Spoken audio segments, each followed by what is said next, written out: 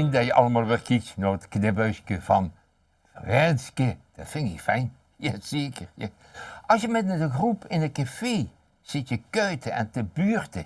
Ja, en dan om de buurten rondje geven, je kent je het wel, dan is er wel eens een B die er neven wil scheten. Hè.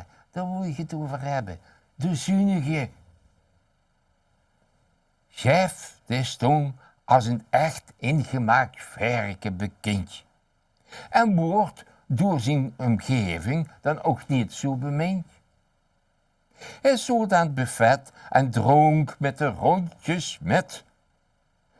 En mij de truc te geven, hoor al een paar keer aan zet.